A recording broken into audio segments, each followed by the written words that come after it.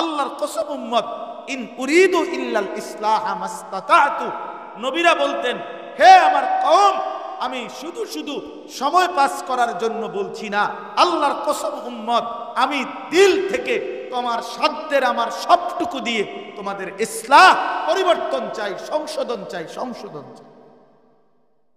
এই ফিকির ছিল আম্বিয়াদের। উম্মতের পরিবর্তন চাইছেন। যুবক বদলে যাবে, মা বদলে যাবে, বাবা বদলে যাবে, এক মুসলমান আল্লাহর দিকে ফিরে আসবে। এই ফিকির, এই ফিকির উলামায়ে কেরাম এখানে অনেক আছেন। আপনাদেরকে দোস্ত, এক ছোট ভাই হিসেবে আমি অনুরোধ করছি, এই ফিকির নিয়ে বলবেন। জনপ্রিয়তার পেরেশানি করবেন না। কাউকে আল্লাহ 10 জনের সামনে বলার সুযোগ দিছে, এটাকে গনিমত মনে করেন। একজন মানুষকে বুঝান, লা আন ইয়াহদিয়াল্লাহু বিকা রাজুলান ওয়াহিদান খায়রুন লাকা মিন হুমুরিন নাআম। নিজে নিজে নিজে নিজে এত হুলস্থুল করার নাই। মানুষ হয়েছে না 3 জন, নাম দিয়ে দিন 30 লক্ষ মানুষের জনসমূহ। এত বড় মিশন বলেন কেন? 30 লক্ষ মানুষ কেমনে গুনছেন? এটা কি মেশিনে দিয়ে? হ্যাঁ, বেহুদায় কথার কি দরকার আছে? কি ফায়দা আছে? 30 কোটি মানুষ হইলে কি হবে? আরশে আজিমের মালিক গ্রহণ করছে কিনা সেটা না দেখার বিষয়। ফয়সালা তো হবে ওইখানে। ऐसे रहे या वैसे रहे, वहां देखना फिर कैसे रहे। এভাবে থাকেন আর ওইভাবে থাকেন, দুনিয়াতে একভাবে পার হয়েই যাবে দোস্ত। দেখার বিষয় তো হলো আখিরাতে কেমন থাকবো, আখিরাতে কেমন থাকবো। এই জন্য আমরা ইনশাআল্লাহ প্রত্যেকেই এই বিষয়টার প্রতি যত্নবান হব। আমরা আল্লাহর কথার প্রতি ফিরি, আখিরাতের কথার দিকে ফিরি, তাইলে ইনশাআল্লাহ নিজ মহল্লার উলামায়ে কেরামের কদর হবে। আর উলামায়ে কেরামেরও এটা ফিকির করেন নওজোয়ানরা, তরুণ আলেম যারা, নওজোয়ান আলেম যারা, আপনারা ফিকির করেন উম্মতের ইসলাহ চাই, মানুষের সংশোধন চাই। ফাওয়াল্লাহি লা আন ইয়াহদিয়াল্লাহু বিকা রাজুলান ওয়াহিদান খায়রুন লাকা মিন হুমুরিন নাআম। আল্লাহর নবী সাল্লাল্লাহু আলাইহি সাল্লাম হযরতে আলীকে একদিন উপদেশ দিয়েছেন, আলী, আল্লাহর কসম, তোমার দ্বারা একজন, এটা আমার কাছে একটা পেরেশানির বস্তু লাগতেছে, ফালতু একটা জিনিস, এত চিকন ছোট, এটা বারবার শরীরে লাগে, খুলে ফেললে আওয়াজ হবে কিনা সেটা তো জানি না। ওই ভাই এটা ছাড়া হয়নি, বাধ্য হইতো চন্দ্র বদরে, এটা আবার ছোট, এটা টান দেওয়া যায়। এই যে এখন আমার কাছে একটা বড় আযাব থেকে মুক্তি দিয়েছে। আল্লাহর কসম, আল্লাহর নবী বলেন, আল্লাহর কসম, তোমার দ্বারা একজন ব্যক্তি, আলীকে বলছেন, আলী, তোমার দ্বারা যদি একজন ব্যক্তি, লা আন ইয়াহদিয়াল্লাহু বিকা রাজুলান ওয়াহিদান, তোমার দ্বারা একজন ব্যক্তি হেদায়েত পাওয়া, আল্লাহর পথ পাওয়া, খায়রুন লাকা মিন হুমুরিন নাআম, গোটা আরবের সমস্ত দামি উট তোমাকে হাদিয়া দেওয়ার চাইতে কোটি গুণে উত্তম। 100টা 5 গাড়ির থেকে উত্তম, 100 তলা বিল্ডিং এর চাইতে উত্তম এক আল্লাহর বান্দা তোমার দ্বারা আলোর পথ পেয়েছে। এক আল্লাহর বান্দা আল্লাহকে ফিরে পেয়েছে, আল্লাহর দিকে ফিরে আসে। হ্যাঁ, কোন বান্দা যখন আল্লাহর দিকে ফিরে আসে, তওবা করে গুনাহের রাস্তা ছেড়ে দেয়, আল্লাহর নবী সাল্লাল্লাহু আলাইহি সাল্লাম বলেন, লাল্লাহু আশাদ্দু ফারাহান বিতাওবাতি আবদি, আল্লাহ তাআলা সবচেয়ে বেশি খুশি হয়, আশাদ্দু ফারাহান, সবচেয়ে বেশি খুশি হয় বান্দা যখন আল্লাহর দিকে তওবা করে ফিরে আসে। হাদিসে নবীজি বলছে, আল্লাহ তাআলা 7 আসমান সাজিয়ে দেয়, ফেরেশতাদেরকে বলে, আসমান সাজিয়ে দাও, জান্নাত সাজিয়ে দাও। ফেরেশতারা সাজাইয়া বলে, মাওলা, আসমান কেন সাজাইলেন, জান্নাত কেন সাজাইলেন? আল্লাহ তাআলা তখন বলে, আসলাহাল আবদু মাওলাহু, এক গোলাম, আমার এক গোলাম আমার থেকে ভেগে গেছিল রে, অনেক দিন হয় ওই আমার সিজদা দেয় নাই, হালাল খায় নাই, ও আমার গোলাম ছিল, আমার বান্দা, ও আমার থেকে পলায়ন করে চলে গেছিল বহুদিন নাফরমান আর অন্ধকারের রাস্তায়। আমার সেই ভেগে যাওয়া গোলাম আজকে ফিরে আইসা আমার সাথে সম্পর্ক ঠিক করে ফেলছে। আমার বান্দা আমার কাছে আসছে রে, আমি এই খুশিতে আসমান সাজিয়ে দিলাম, জান্নাত সাজিয়ে দিলাম। তাহলে কোনো বান্দা যখন আল্লাহর দিকে ফিরে আসে, সেজদার দিকে ফিরে আসে, তো আল্লাহ তাআলা যদি বান্দার প্রতি এতটা খুশি হয়, তো যে এর মাধ্যম হইছে, বুঝেন নাই, যার উসিলায়, যার বলার দ্বারা, যার মেহনতের দ্বারা, যার ফিকিরের দ্বারা এই লোকটা ফিরছে, তো তার প্রতি মালিক কেমন খুশি হবে? যে আমার ভেগে যাওয়া গোলামটা সে খুঁজাই না দিচ্ছে, আমার হারিয়ে যাওয়া গোলাম এই আমার বান্দাকে আমার কাছে আইনা দিছে, তার প্রতি মালিক খুশি হবে না? যে কোনো মানুষই তো লেখে যে হারানো যখন খুঁজে দিলে উপযুক্ত কি করা হবে, পুরস্কৃত করা হবে, এটা লেখেন, বলে না ঘোষণার মধ্যে যে হারানো ব্যক্তিকে খুঁজে দিলে, হারানো মাল খুঁজে দিলে উপযুক্ত কি দেওয়া হবে, তার আজিমের মালিক কি পরিমাণ পুরস্কার দিন। আল্লাহ তাআলা আমাদেরকে তৌফিক দান। এই জন্য আলহামদুলিল্লাহ আপনাদেরকে দেখে ভালো লাগছে। এই জন্য নওজোয়ান ভাই ওলামা, আপনাদের কাছে ইমাম সাহেব আলেম, আপনারা এই ফিকির করবেন, বলার ফিকির করে নিজের যে ছোট্ট জায়গা, এখানে বলার ক্ষেত্রে সর্বোচ্চ দিল নিয়ে, আন্তরিকতা নিয়ে বলবেন। হোক আমার মুসল্লি কম, হোক আমার শ্রোতা কম, কোনো সমস্যা নাই, কোনো আমার জুমার বয়ানে লোক কম, আলহামদুলিল্লাহ বলেন, আল্লাহর জন্য বল। এক আল্লাহর বান্দা ফিরলেই আমার নাজাতের জন্য যথেষ্ট হয়েছে। আল্লাহ আমাদেরকে তৌফিক দান করে। হাতে মোবাইল, এই হাতে ধরা যেই বড় মোবাইল, এগুলো নামায় ফেলেন, হাতে ধরে রেকর্ড করেন, এমনি শুনেন, ফায়দা হবে। আমি বললাম এমনি উপকার হয় বেশ। হাতে ধরে রেকর্ড করলে দিল জমে না, দিল বসে না, একাগ্রতা হয় না, মনোযোগ হয় না। মোবাইলটার প্রতি সারাক্ষণ মনে হয় যে ওইটার মধ্যে উঠতেছে কিনা, এই দিল খসখস করে সারাক্ষণ। মানুষের দিল একই মুহূর্তে দুই জিনিস ভাবে না, সিস্টেম নেই। এই জন্য যদি এটার ভিতরে মোবাইলের ভাবনা ঢোকে, তার নিজের ভাবনা আসবে। এটা মনোবিজ্ঞানের কথা যে মানুষের অন্তরে একই মুহূর্তে দুই জিনিস ভাবতে পারে না, একটা রাইখে আর একটা ভাবতে হয়। এই জন্য প্রিয় ভাই, যে কয়জন আল্লাহর বান্দা আমরা বসছেন, সকলেই মনোযোগী। আমি সুন্দর করে বললাম, এরপরে মোবাইল হাতে আলগি দিলে আমি কিন্তু আপনাকে দমক দেব, কারণ আপনি লজ্জা পাবেন। এই জন্য মেহেরবানি করে আমরা মনোযোগ দিয়ে আলেমদের সবগুলো কথা, বাংলাদেশের প্রখ্যাত বুজুর্গ ওলামায়ে কেরাম আজকের মাহফিলে দাওয়াত দেওয়া হয়েছে। মাওলানা মুফতি দেলাওয়ার হুসাইন মাইজি, এই মাদ্রাসার যিনি মুহতামিম, প্রিয় ভাই নিজেই একজন ভালো ওয়াইজ, আলহামদুলিল্লাহ। তিনি নিজেই সারা বাংলাদেশ ঘুরে ঘুরে বয়ান করেন, ফলে স্বাভাবিকভাবেই ওয়াইজদের সাথে সম্পর্ক। এ কারণে আলহামদুলিল্লাহ অনেক উপযুক্ত আলেমদেরকে দাওয়াত দেওয়া হয়েছে। এটা আপনাদের জন্য একটা সুবর্ণ সুযোগ। সবগুলো বয়ান মনোযোগ দিয়ে শোনা, শুরু থেকে শেষ। আন্তরিকতা থাকলে পরিবর্তন হয়। এক তো হইল কারো সুর ভালো, টান ভালো, চিৎকার ভালো, অথবা জনপ্রিয়তা ইত্যাদি ইত্যাদি, তো আপনার প্রথমেই জেহান গায়রুল্লাহর দিকে গেল, অন্যদিকে চলে গেল, তো লাভ হল না। বরং দিল থাকবে, ফিকির থাকবে আল্লাহর কোরআনের।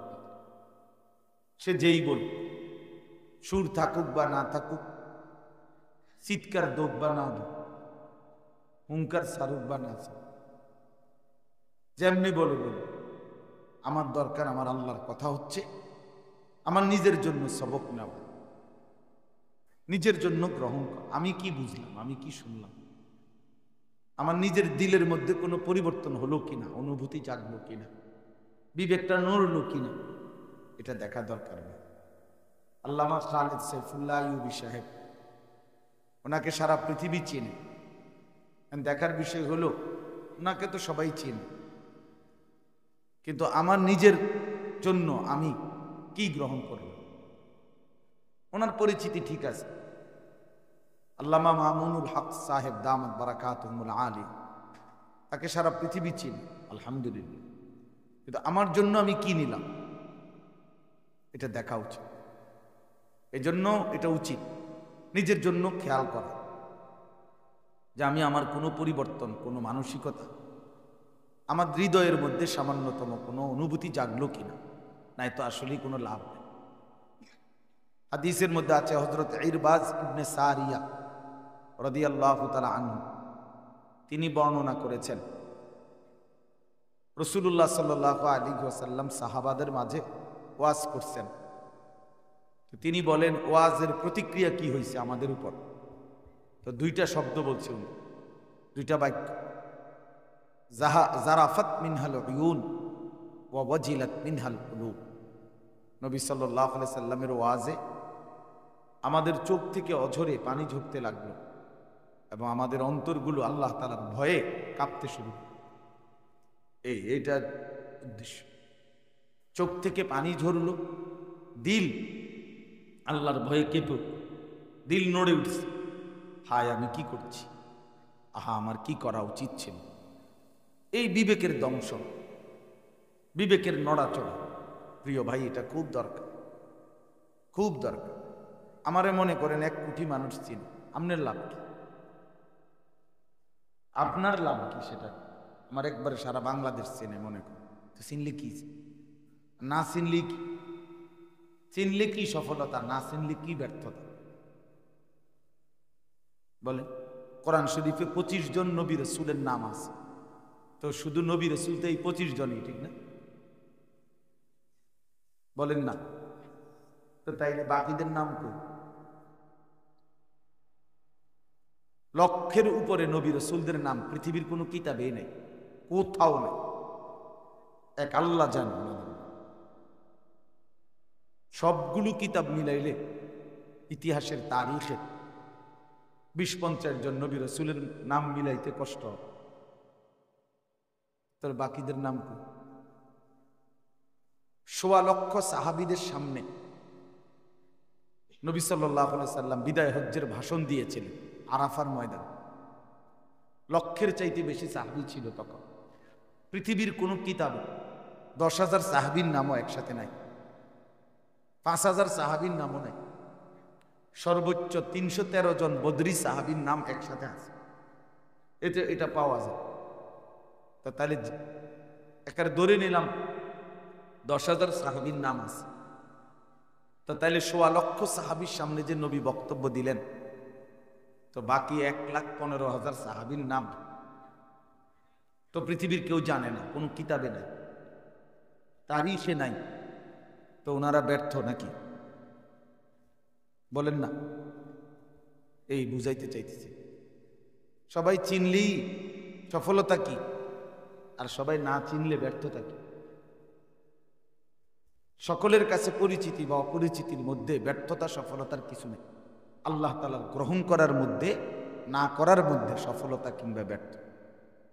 ফামান যুহজিহা আনিন নার ওয়া উদখিলাল জান্নাহ ফাকাদ ফাজ। কোরআন শরীফের স্পষ্ট আয়াত।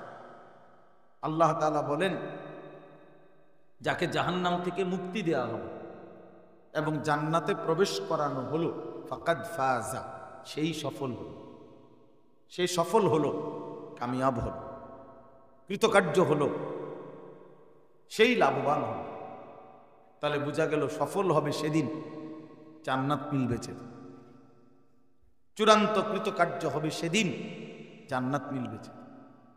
এই জন্য প্রিয় ভাই, জনপ্রিয়তার মোহে না পড়ে প্রত্যেকটা জোহরের পরে যিনি বয়ান করেন, আসরের পরে বয়ান মনোযোগ দিয়ে শুনুন। শুক্রবারে জুমার বয়ান ইমাম সাহেবের, আপনার এলাকার হোক, এলাকার হলে কি পৌঁছে গেছে। আমি তো এইমাত্র, আপনারা তো শুনছেন নিশ্চয়ই, আমি তো চাঁদের দেশ থেকে এইমাত্র নামছি, ঠিক না? শুনেন নাই এটা?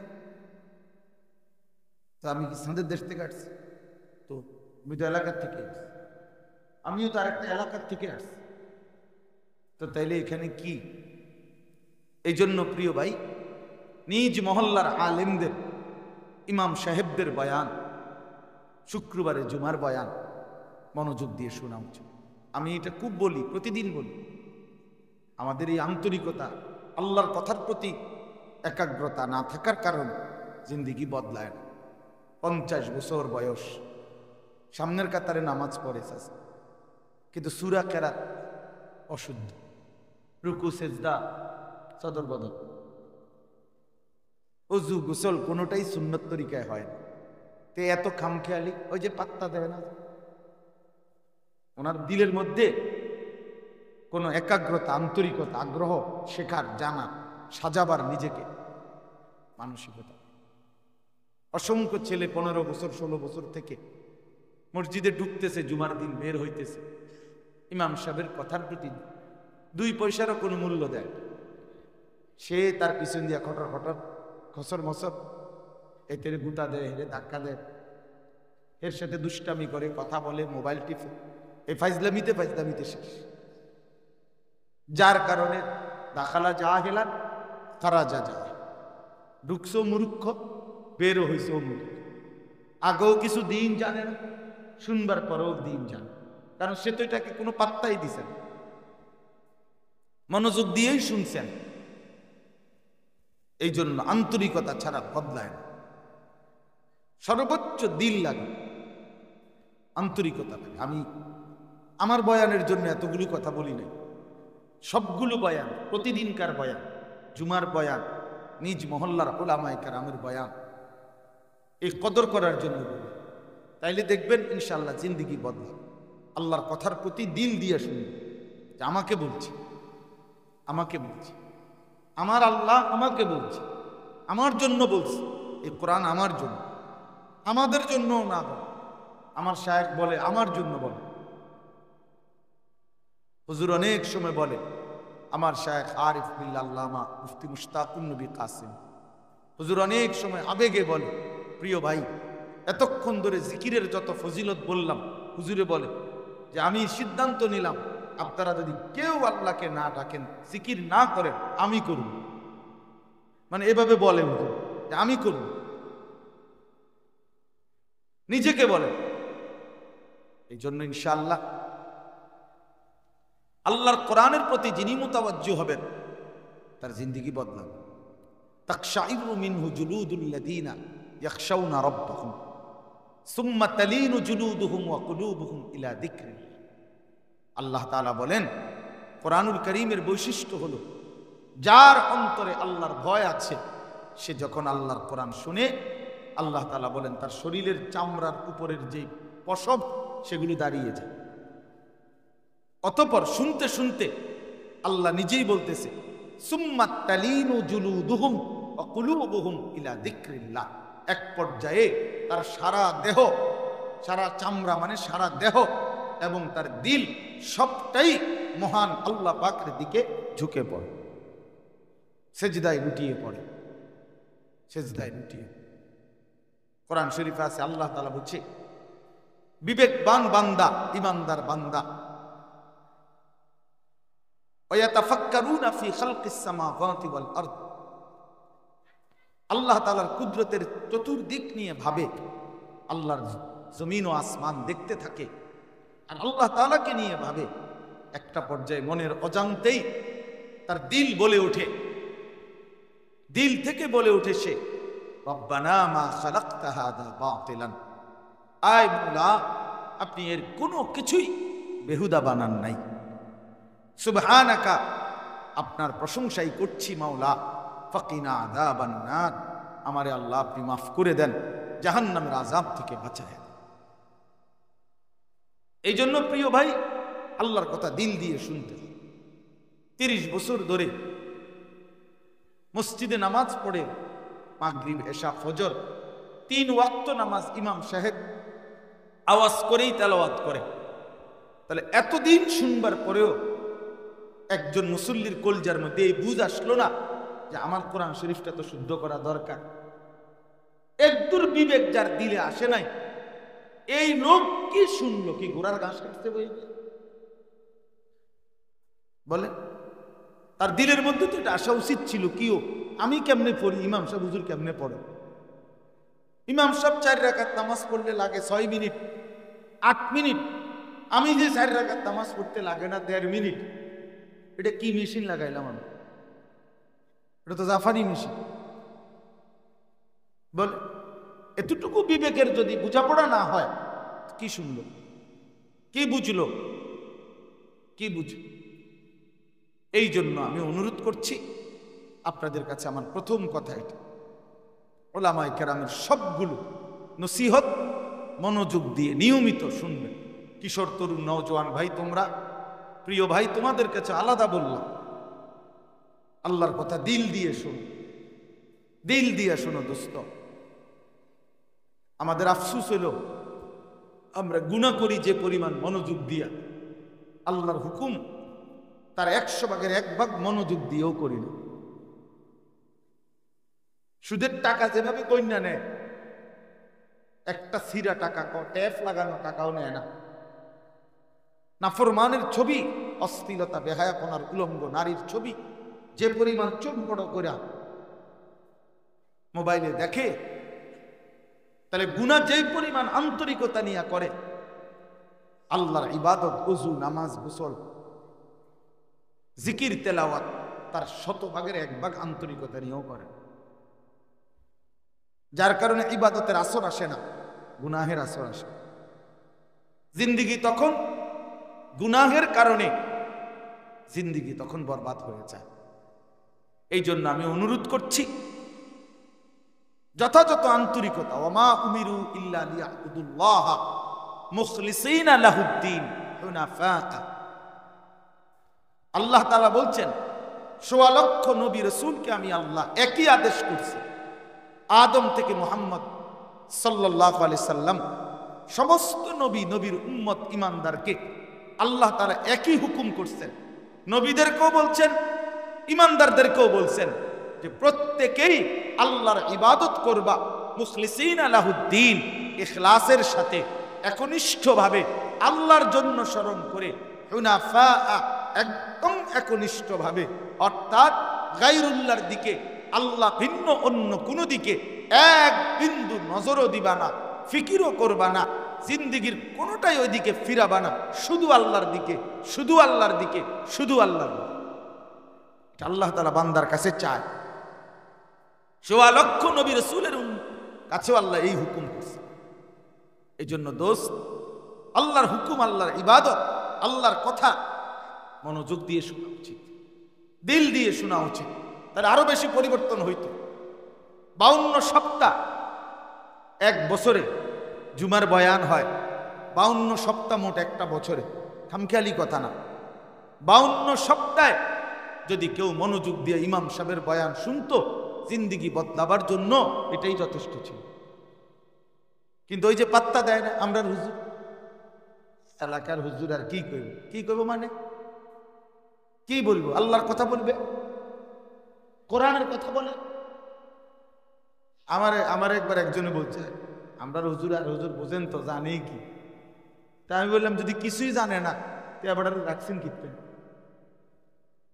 যে হুজুর কিছুই জানে না, ওনার ইমাম সাহেব রাখলেন কেন? কয়টা এলেম আছে, ওই তো এলেম থাকলে শোনেন না কেন? কিছু না জানলে রাখলেন কেন?